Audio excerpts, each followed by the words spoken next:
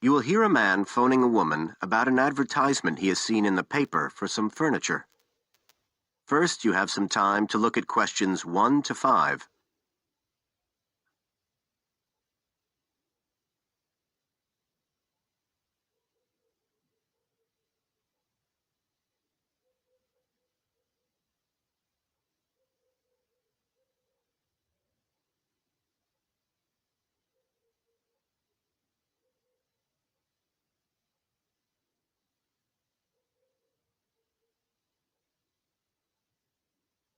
Now we shall begin.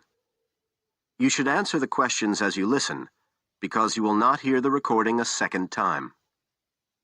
Listen carefully and answer questions 1 to 5.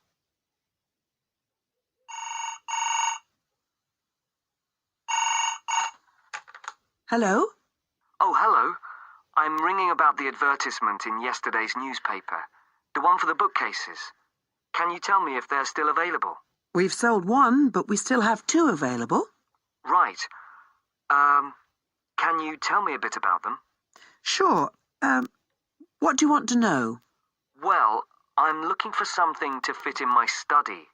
So, well, I'm not too worried about the height, but the width's quite important. Can you tell me how wide each of them is? They're both exactly the same size. Let me see, I've got the details written down somewhere. Yes, so they're both 75 centimetres wide and 180 centimetres high. Okay, fine. That should fit in okay. And I don't want anything that looks too severe. Not made of metal, for example. I was really looking for something made of wood. That's all right. They are, both of them. So, are they both the same price as well? No, the first bookcase is quite a bit cheaper. It's just £15. We paid £60 for it just 5 years ago, so it's very good value. It's in perfectly good condition. Well, they're both in very good condition, in fact. But the first one isn't the same quality as the other one. It's a good, sturdy bookcase. It used to be in my son's room, but it could do with a fresh coat of paint. Oh, it's painted? Yes, it's cream at present. But as I say, you could easily change that if you wanted, to fit in with your colour scheme. Yes, I'd probably paint it white if I got it. Let's see, what else? How many shelves has it got? 6. 2 of them are fixed, and the other 4 are adjustable, so you can shift them up and down according to the sizes of your books. Right, fine. Well, that certainly sounds like a possibility.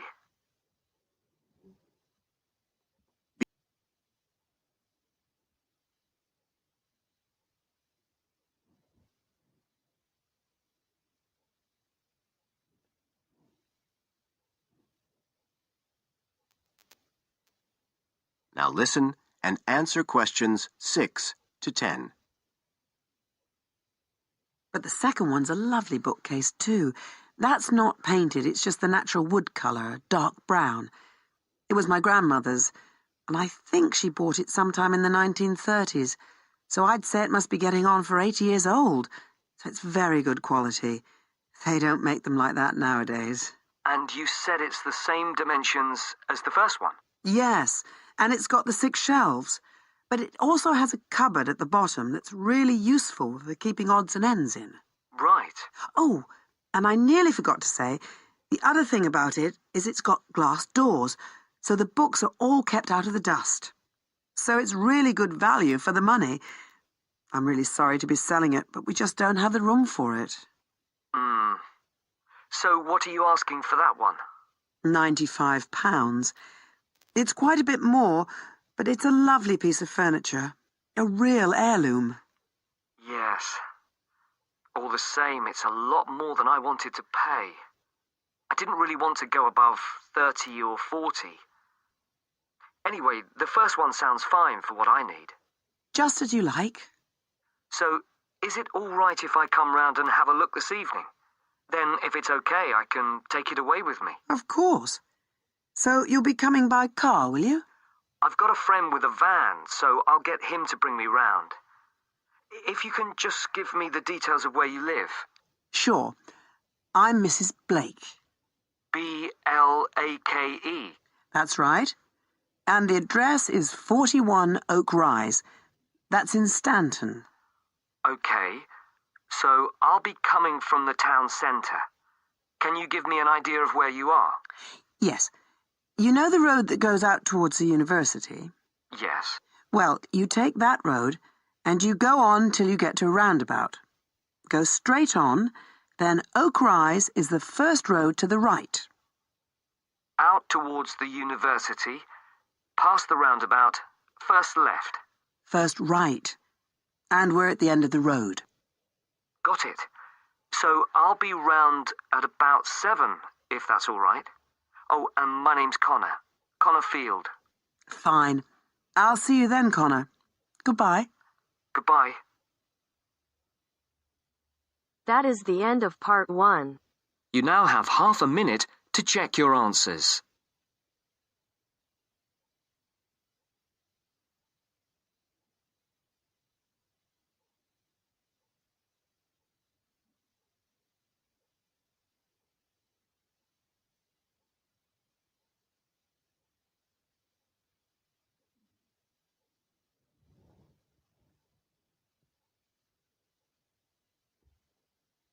Part 2. You'll hear a lecturer talking to students about the ozone layer and CFCs. First, you have some time to look at questions 11 to 17.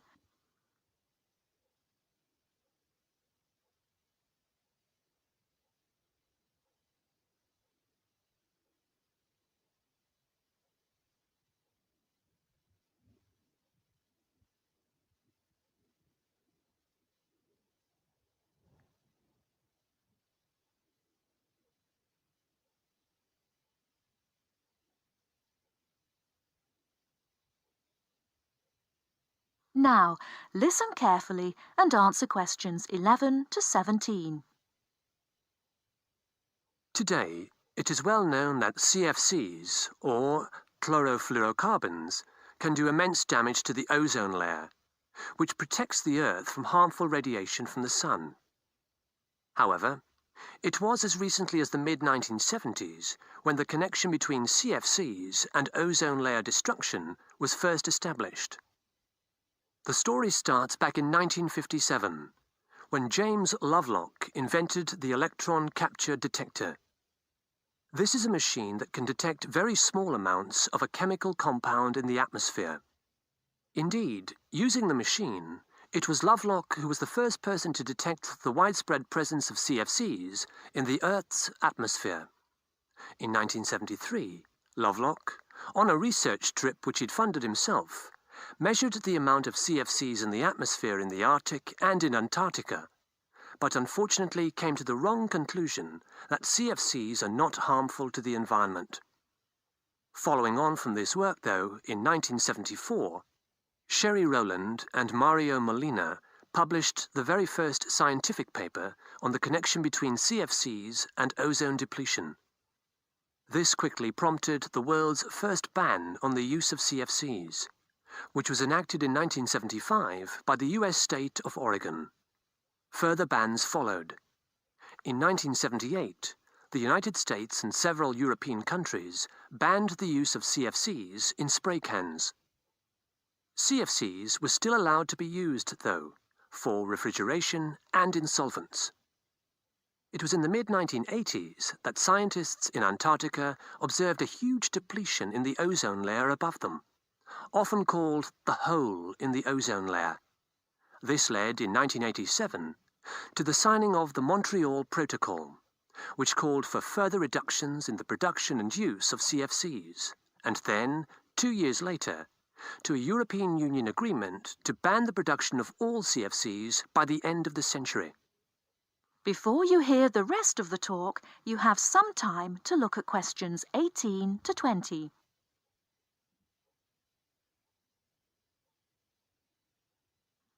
Now listen and answer questions 18 to 20.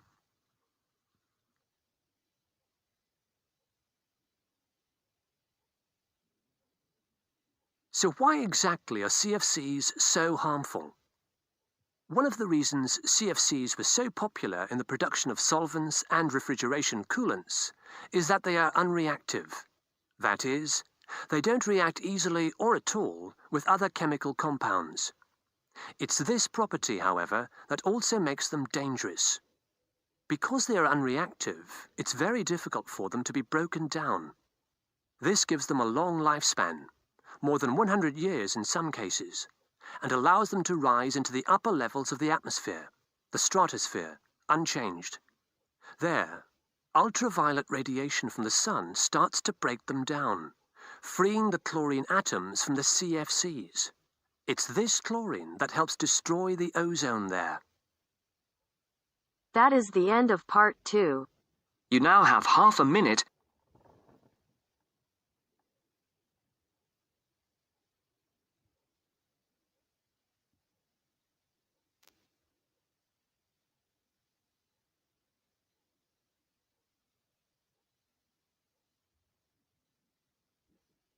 A conversation between a student and an accommodation officer. First, you have some time to look at questions 21 to 24.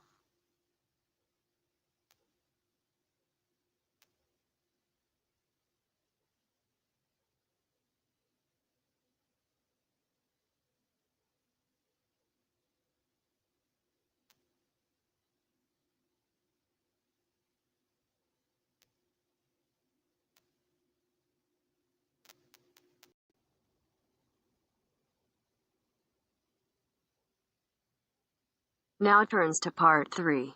Part 3. You will hear a conversation between a student and an accommodation officer. First, you have some time to look at questions 21 to 24.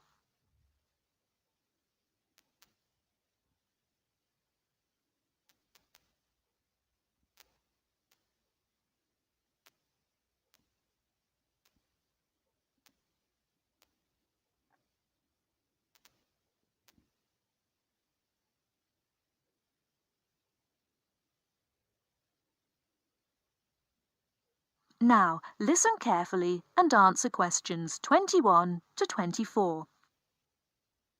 Well, you have left things a bit late. Have you tried looking for somewhere in Newbridge? Newbridge? No, I haven't. I've never heard of Newbridge. Well, let me show you. I've got a map here. Here's where everything is. You come into Newbridge over the bridge, and the main road in front of you is, surprisingly enough, the High Street. This is one of the main streets. And branching off to the left, you can see there, is West Street. That is another busy part of town. I see. Now, as I was saying, here is the High Street, and here is West Street going left. Now, if you go along West Street, the first place you come to on your right is the supermarket. It's not a very big one, but it's got most things you're likely to need. Next to it, there's the Old Town Hall. I say the Old Town Hall because it is about 100 years old, but it will soon make way for a car park, I'm afraid. I suppose the car is king. Now, opposite the supermarket is the railway station. You can get very frequent buses and trains from here into the university. And next to that is the sports centre. It's a brand new one and was built on the site of some tennis courts. So that's progress. It's got everything the keen sportsman like yourself might require. Now, that's the centre of town, and I want to point out to you the buildings opposite the supermarket, but on the other side of London Road. There are two buildings there. The one further away from the High Street is called the Heights, and the one nearer the High Street is called the Towers. What are they? They are where you could find a flat. One of them, the Heights, has a number of flats for rent at the moment. Oh, good. Before you hear the rest of the talk, you have some time to look at questions 25 to 30.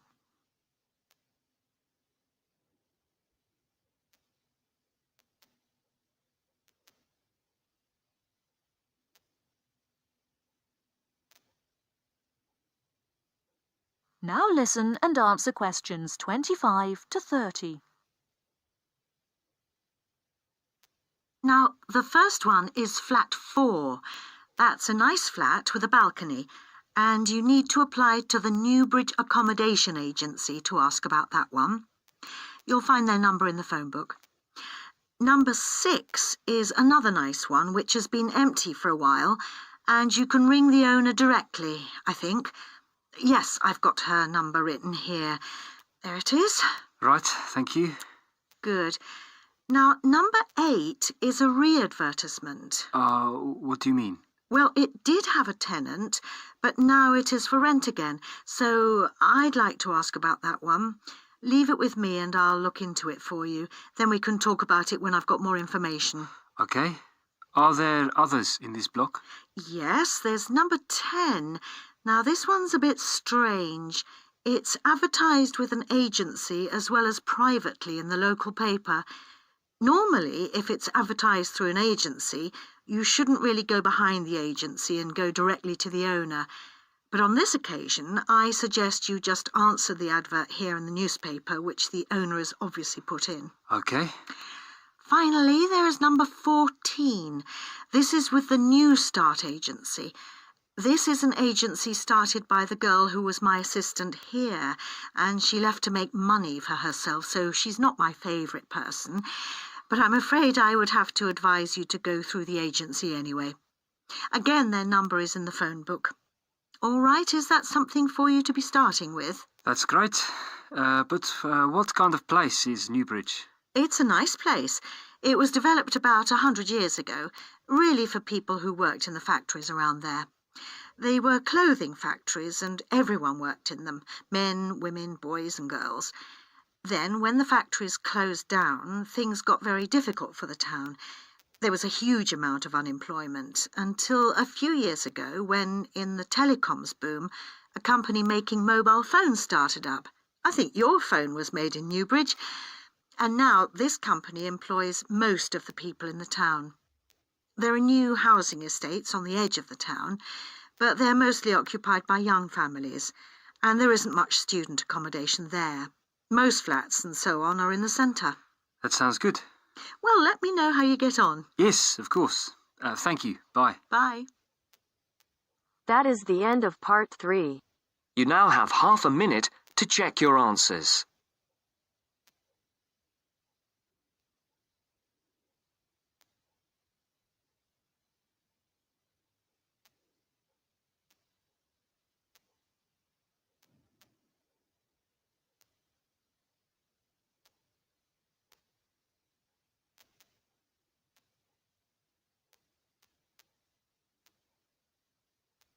Part 4.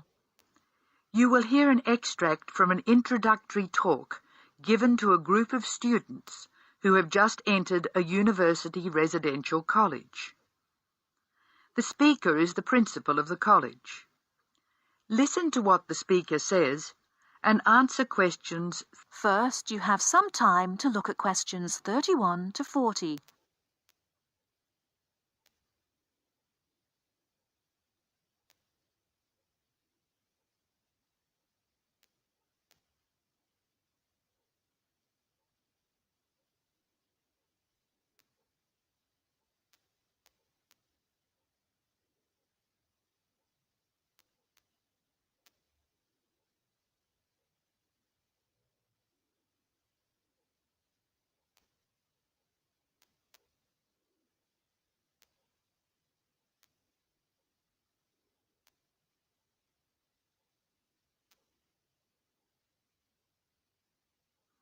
Now, listen carefully and answer questions 31 to 40. Good morning and welcome to Scholastic House. I am delighted to see you here. It is my duty to explain to you some of the history of our college and some of the traditions which I hope you will uphold. The idea for Scholastic House was expounded by Samuel Wells in 1898. Wells was a visionary whose ideas were well ahead of his time. He wanted a college which would encourage friendship between people of different races and nationalities. Wells died in 1900 before he could see the college in action. Scholastic House finally began operating in 1903 with 10 students. Those students came from Asia, Europe, and the Americas. At that time, Scholastic House accepted only male students, although it has been co-educational since 1963. 9 of these foundation students went on to lead illustrious lives. The only exception died tragically on his way home from Scholastic House to Sarawak. He had only recently graduated with an honours degree in law, and he was robbed of a brilliant future. The other 9 students, as I said, led very fulfilling lives. 3 became political leaders, 3 became doctors. Perhaps the most famous graduate became a university teacher and was responsible for the introduction of modern teaching training methods in his country. 2 of the original group became senior engineers and went on to deeply influence the way the water systems of their country were exploited. The college ran into hard times during the period of the Great War, 1914 to 1918, when the charter of the college was interpreted to mean that neither students nor staff could take part in the war effort. Many people felt that this indicated a lack of national spirit, and the walls of the college were frequently marked with graffiti. Meantime, outside the college, tens of thousands of young men went away to fight in Europe, never to return. The college was building a reputation for learning and for tolerance of opposing views. Scholastic House debate and discussion nights were open to the public in 1927 and have been available to anyone who wishes to attend ever since. It is a proud tradition of the college that any view may be expressed, provided that it can be defended intellectually. Over the years, topics which were controversial at the time have been discussed and debated. Why should we do this? The publicity we receive is often sensational, and there is no joy in encouraging argument for its own sake. In fact, that sort of discussion just increases tension. The only legitimate reason for our behaviour is that it casts light upon the topic in question and informs the debate. And controversial topics are the ones which most need informed attention. As the world forges ahead, we often find our scientists have outstripped our philosophers. We frequently develop scientific marvels without realizing their full implications. Nowhere is this more obvious than in medicine.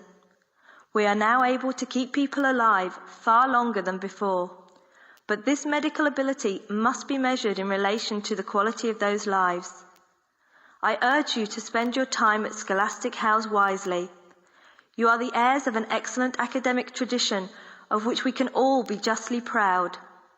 It is your responsibility to continue this tradition of querying where our world is going. Progress is not always upwards. I wish you every joy in your time here, and I hope that I will hear much well-informed debate from you. That is the end of part 4. You now have half a minute to check your answers.